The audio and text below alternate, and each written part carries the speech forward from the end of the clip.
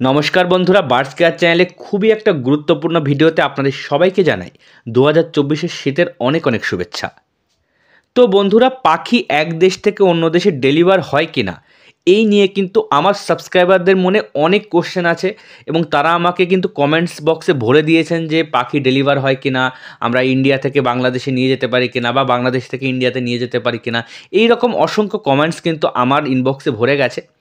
তো বন্ধুরা, আজকের এই ভিডিওতে আমি আপনাদের বলবো যে সত্যি কি বার্ড এক দেশ থেকে অন্য দেশে ডেলিভার হয়, আর যদি হয় তাহলে সেটা কিভাবে হয়, কোন প্রসেসে হয়।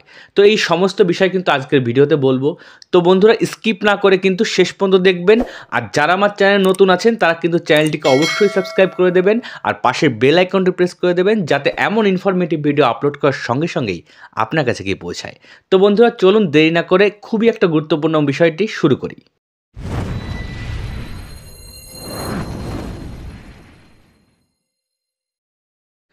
বন্ধুরা, যে সমস্ত এক্সোটিক বার্ডস আছে যেমন কাকাতোয়া, ম্যাকাও, ককটেইল, সানকনিউর, ক্যানারি, বাজিজ ইত্যাদি এক্সোটিক বার্ডগুলো কিন্তু দেশের মধ্যে যে কোনো স্টেটে ডেলিভার হয়।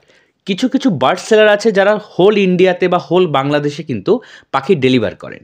তো এদের সাথে যদি কন্ট্যাক্ট করেন তাহলে যে কোনো এক্সোটিক বার্ড কিন্তু আপনি দেশের মধ্যে যে কোনো জায়গায় পেয়ে যাবেন।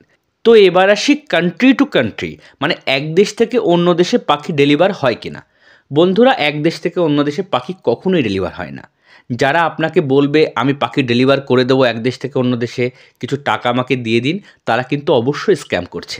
আর বন্ধুরা, এক্সোটিক যে বার্ডসগুলো আছে সেগুলো কিন্তু যে কোনো দেশেই যে কোনো বার্ডস মার্কেটে বিক্রি হয়। যেমন ককটেইল, বাজিজ, ম্যাকাও, সানকনিউর, এগুলো আপনি যে কোনো বার্ডস মার্কেটে যাবেন সেখানে কিন্তু দেখবেন এগুলো বিক্রি হচ্ছে। আর যারা ভাবছেন আমি অন্য দেশে গিয়ে পাখি কিনে আমার দেশে নিয়ে আসবো, এটাও কিন্তু পসিবল নয়, কারণ এটা কিন্তু নিষিদ্ধ। তো বন্ধুরা, আপনারা আপনাদের দেশের যেসব বার্ডস মার্কেট আছে সেখান থেকে একটা সুন্দর পাখি কিনে নিয়ে আসুন, সেটা বাড়িতে পালন করুন, দেখবেন সেও পোষ মানবে। আমি শুধু এই চ্যানেলের সমস্ত পাখিদের ইনফরমেশান দিই যাতে আপনার পাখিটি সুস্থ থাকে।